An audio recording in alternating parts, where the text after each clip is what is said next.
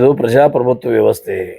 ಇಲ್ಲಿ ಎಲ್ಲರೂ ನಿಲ್ಲಲಿಕ್ಕೆ ಅಧಿಕಾರ ಐತಿ, ನಿಲ್ಬೋದು, ಏನು ತೊಂದರೆ ಐತಿ. ನಾವು ಒಳ್ಳೆಯವರಿದ್ವಿ ಅಂದ್ರೆ ಜನ ನಮಗೆ ಓಟ್ ಹಾಕ್ತಾರೋ, ಅವ್ರು ಒಳ್ಳೆಯವರಿದ್ರೆ ಅವ್ರಿಗೆ ಓಟ್ ಹಾಕ್ತಾರೋ. ಕಾದು ನೋಡ್ರಿ. ನಾನು ನಿಲ್ಲೋದು 100% ನಿಲ್ಲವನ್ನೇ. ನಮ್ಮಿರೋದು ಯಾರು ನಿಲ್ತಾರೋ ಏನು ಮಾಡ್ತಾರೋ ಅದು ನಾವೇನು ತಲೆ ಕೆಡಿಸ್ಕೊಳಕ್ಕೆ ಹೋಗಿಲ್ಲ. ಯಾರೇ ಬಂದ್ರೂ ಸಮರ್ಥವಾಗಿ ನಾನು ಅದನ್ನು ಸಮಸ್ಯೆನ ಎದುರಿಸ್ತೀನಿ. ಬಗ್ಗೆ ನನಗೆ ಏನೂ ಮಾಹಿತಿ ಇಲ್ಲ.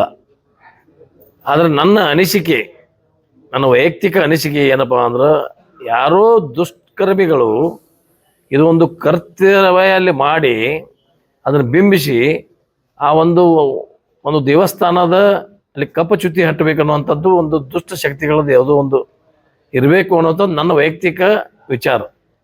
ಆದರೆ ಸಂಪೂರ್ಣವಾದ ಮಾಹಿತಿ ನನಗಿಲ್ಲ. ಈಗ ಪೊಲೀಸರು ತನಿಖೆ ಮಾಡ್ತಾ ಇದ್ದರು.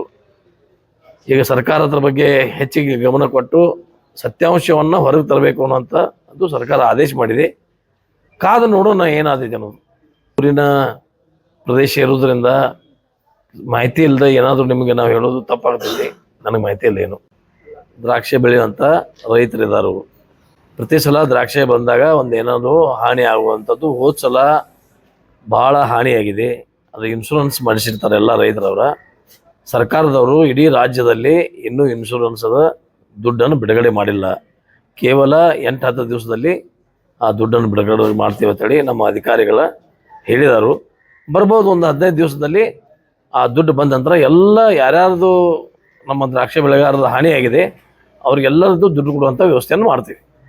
ಈ ಸಂಪರ್ಕ ಒಂದು ಸೇತುವೆಯನ್ನು ಮಾಡಬೇಕಾಗಿ ಸಂಬರಗಿಯಲ್ಲಿ. ಅಲ್ಲಿ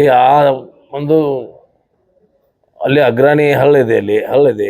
ಆ ಹಳ್ಳ ದಾಟಿ ಮಕ್ಕಳು ಬರಲಿಕ್ಕೆ, ಯಾರಾದರೂ ಹಾಸ್ಪಿಟ್ಲಿಗೆ ಹೋಗ್ಲಿಕ್ಕೆ ತೊಂದರೆಗಳನ್ನು ಒಂದು ಚುನಾವಣೆ ಸಂದರ್ಭದಲ್ಲಿ ಪ್ರಚಾರಕ್ಕೆ ಹೋದಾಗ ಅಲ್ಲಿ ಜನ ಬೇಡಿಕೆ ಇಟ್ಟಿತು.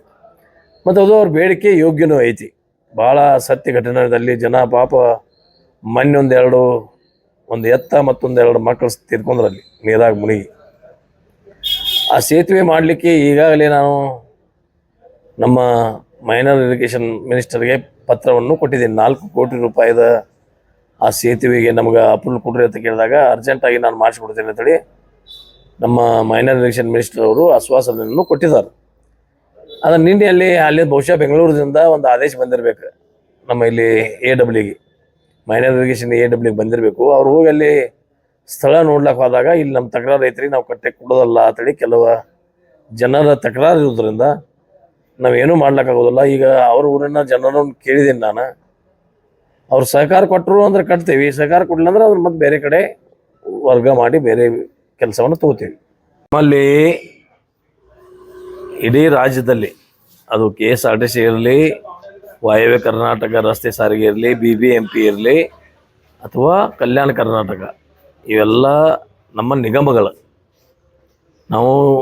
ನಮ್ಮಲ್ಲಿರುವಂಥ ನೌಕರರು ನಾವು ಸರ್ಕಾರಿ ನೌಕರರು ಅಂತೇಳಿ ಅವ್ರನ್ನ ಟ್ರೀಟ್ ಮಾಡೋದಲ್ಲ. ಈಗ ನಾವು 7ನೇ ವೇತನ ಆಯೋಗವನ್ನು ಮಾಡಿದೆವು ಸರ್ಕಾರದ ನೌಕರಸ್ಥರಿಗೆ. ಆದರೆ ಇವ್ರಿಗೆ ನಾವು ಅದನ್ನು ಅಗ್ರಿಮೆಂಟ್ ಮಾಡಬೇಕಾಗಿದೆ. 4 ವರ್ಷಕ್ಕೊಮ್ಮೆ ಅಗ್ರಿಮೆಂಟ್ ಮಾಡ್ತಿರ್ತೀವಿ. ಈಗ ಅಗ್ರಿಮೆಂಟ್ ಅವ್ರದ್ದು ಮುಗಿದಿದೆ. ಈಗ ನಾವು ಅಗ್ರಿಮೆಂಟ್ ಮಾಡಬೇಕಾಗೈತಿ. ನೌಕರರ ಬೇಡಿಕೆ ಯೋಗ್ಯ ಐತಿ. ಈಗಾಗಲೇ ಮುಖ್ಯಮಂತ್ರಿಯವರು 3 ಸುತ್ತಿನ ಚರ್ಚೆಯನ್ನು ಮಾಡಿದ್ದಾರೆ. ನಮ್ಮೆಲ್ಲ ನೌಕರರ ಯೂನಿಯನ್ಗಳು ಬಂದಿದ್ದಾವೆ. ಅವರು ನೌಕರರಲ್ಲಿಯೂ 2 ಸಂಘಗಳಿದಾವೆ. ಅದೇನು ತೊಂದರೆ ಇಲ್ಲ. ಎಲ್ಲ ಸಂಘದವ್ರು ಬಂದು ನಮಗೆ ನೌಕರರಿಗೆ ಒಂದು ಅಗ್ರಿಮೆಂಟ್ ಮಾಡಿ ವೇತನವನ್ನು ಹೆಚ್ಚಿಗೆ ಮಾಡಿರಿ ಅಂತೇಳಿ ನಮ್ಮ ಎಲ್ಲ ಇಡೀ ಕರ್ನಾಟಕ ರಾಜ್ಯ ಸಾರಿಗೆ ನೌಕರರ ಬೇಡಿಕೆಗಳು ಇದಾವೆ. ಆ ಬೇಡಿಕೆಗೆ ನಾವು ಸ್ಪಂದಿಸಬೇಕಾಗೈತಿ. ಅದಕ್ಕೆ ಮುಖ್ಯಮಂತ್ರಿಯವರು, ನಮ್ಮ ಸಾರಿಗೆ ಮಂತ್ರಿಯವರು, ನಾವು ಎಲ್ಲರೂ ಕೂಡಿ ಚರ್ಚೆ ಮಾಡಿದ್ದೀವಿ. ಅವರ ಬೇಡಿಕೆಗೆ ನಾನು ಮುಖ್ಯಮಂತ್ರಿಗಳಿಗೆ ವಿನಂತಿಯನ್ನು ಮಾಡ್ಕೊಂಡಿದ್ದೀನಿ. ಅವರ ಬೇಡಿಕೆ ಸರಿ ಇದೆ, ಅವರಿಗೆ ಮಾಡಿಕೊಡಬೇಕು ಅನ್ನೋಂಥದ್ದು. ಆದರೆ ಕೆಲವು ತೊಂದರೆಗಳಲ್ಲೂ ನಮ್ಮಲ್ಲಿಯೂ ಇದ್ದಾವೆ. ಅದು ಮುಖ್ಯಮಂತ್ರಿಯವರು ಅವರಿಗೆ ಕೆಲವು ಅಡೆತಡೆಗಳ ಬಗ್ಗೆ ಮಾತನಾಡಿದ್ದಾರೆ.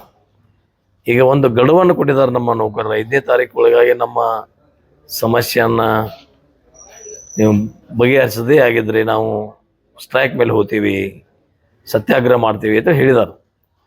ಅದಕ್ಕೆ ನಾನು ಇವತ್ತು ಬೆಂಗಳೂರಿಗೆ ಹೊಂಟಿದ್ದೀನಿ. ಮುಖ್ಯಮಂತ್ರಿ ಅವ್ರಿಗೆ ಭೇಟಿಯಾಗಿ ಅದು ಏನಿದ್ದದು ನಮ್ಮ ಸಾರಿಗೆ ಮಂತ್ರಿಗೆ ಭೇಟಿಯಾಗಿ ಅದನ್ನು ಇತ್ಯರ್ಥ ಮಾಡ್ರಿ, ಆ ಸಮಸ್ಯೆನ ಇತ್ಯರ್ಥ ಮಾಡ್ರಿ ಅಂತೇಳಿ ವಿನಂತಿಯನ್ನು ಮಾಡ್ಕೋತೀವಿ. ಮುಂದೆ ಮುಖ್ಯಮಂತ್ರಿ ಅವರು ಏನು ನಿರ್ಣಯ ತಗೋತಾರೋ ಅದು ಕಾದು ನೋಡ್ಬೇಕಾಗೈತಿ, ನೋಡೋಣ.